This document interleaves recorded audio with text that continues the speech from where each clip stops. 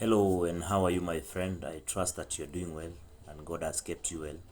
I'm fine, and I'm very excited for another moment that we can share one or two, three things regarding what is in my heart. And this moment, I want to speak unto us regarding raising up children.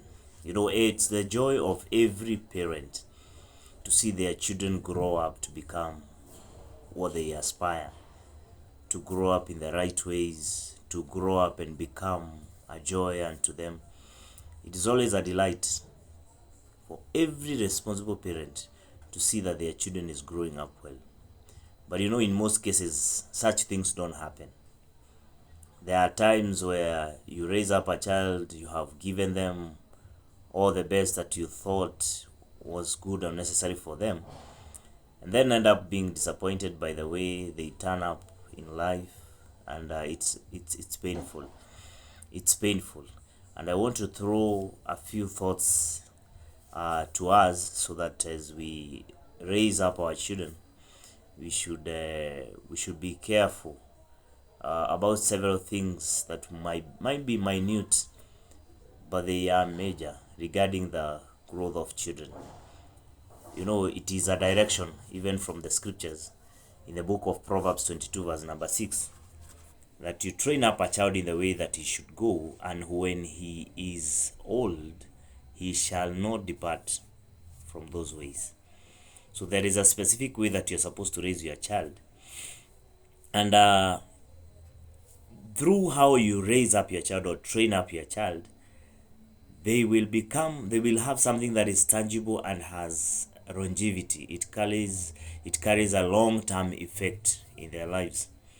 And you know, most times we think that training up a child is by using our words or by using certain things. We tell them what to do and such things. However, that is part of the training. It is not entirely the collection of the training, because children don't learn the same way the human grown-ups do. There are so many ways that children learn, and through various methods and platforms, children are able to get information that shapes the course of their lives. Like, for example, you can use words to speak to your children. They will hear. Children are affected by how they are brought up. They take up the shape of the environment within which they are brought up. If you raise up your child in a specific place, there is a possibility that they might pick one, two, or three things. You will see by the way they think, the way they behave, that environment has already affected them. You as a parent, there is so much that they learn from you that they can take up in life and start emulating. So there is a lot of factors, both from the primary factors that are inbound or in-house factors, then there are secondary factors that has everything to do with the environment, and then there are tertiary factors. Those are the factors that are happening, things that are happening around the world, what they watch, what they see in the internet, and all those things. But let me tell you, the very primary factors that affect a child growth, that is at home, they are very important to the forming of the basis and the background of a child.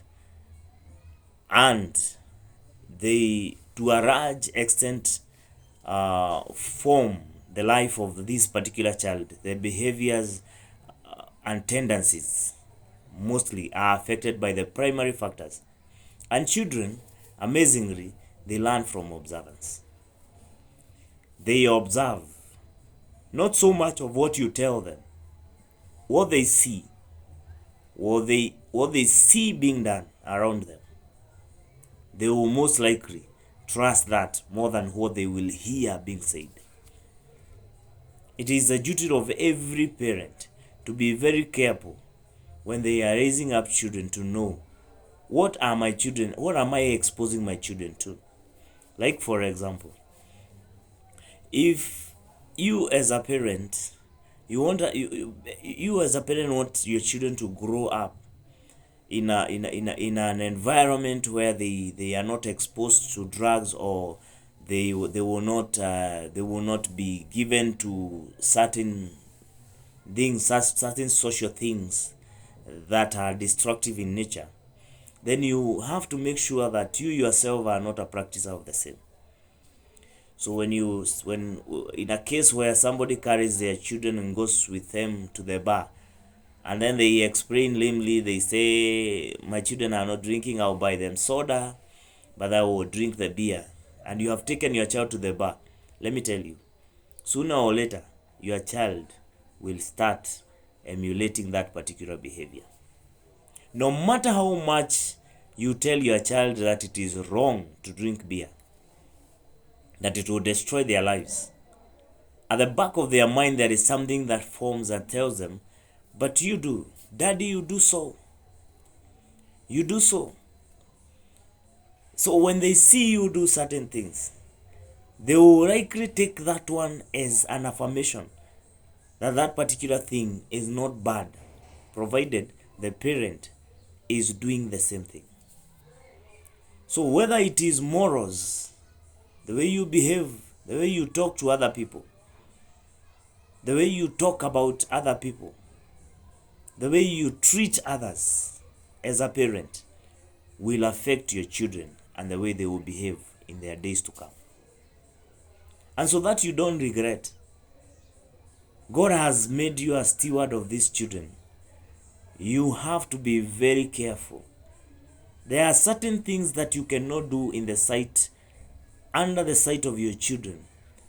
If you are a very careful parent, because you know those things have an effect on their lives, it's likely to damage their lives. It's likely to damage their lives.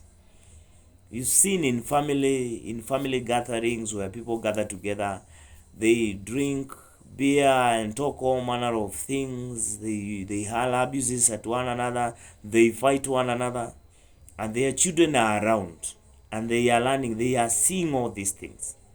Sooner or later, the generation that you are raising will be like you. I know you may not want that, but that is a harsh truth. That child will become that way because you have exposed them to an environment, you have exposed them to a behavior, you have exposed them to some character that is not right for them. It is hard for any parent who knows this. You will sacrifice and say, if I am a drunkard, I will never drink in front of my children. I have seen this even when I'm growing up. Seen families where parents are brewers, and then so they keep sending their children, go bring this, go bring this, go bring this. As much as you may think that they are not giving their children the real brew to drink, the children grow up and they want to know exactly what happens with this brew. Sooner or later, they will start knowing how to make that brew. And tomorrow, believe you me, they will make that brew for themselves. Later on, they will start making brew for others. And that is how you lose a generation. So you have to be very careful when you're raising up your child. The things that you expose them to see are very important. Children learn from what they see more than what they hear. They reason out things.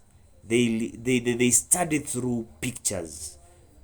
They study through the images. There are images that they are exposed to, and these images are stuck within them.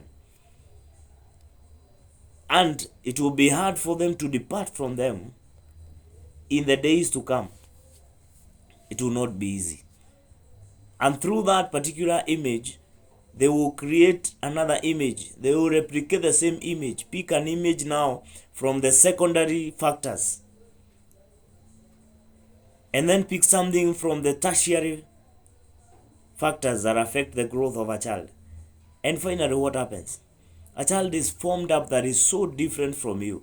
So you find that you are doing something that is wrong, but your child ends up having a multiplicity of vices, of things that are wrong that they are doing, because they have not just picked from you, but you provided the seed that made the ground viable for the weeds, the vices, all the other behaviors to start thriving. So as a parent, I beseech you, be careful what you expose your children to. Be very careful. Be very careful that you don't end up training your child in the wrong way by the way you behave, by the things that you entertain in life, by the things that you do, by the things they hear you do, they see you do and hear you speak about in a negative way, the way you treat others, the harsh words you use against others. They will hear those words. Tomorrow they will use the same words against someone. So let's be careful how we raise up our children. See you in part 2 as we tackle the secondary factors. Bless you.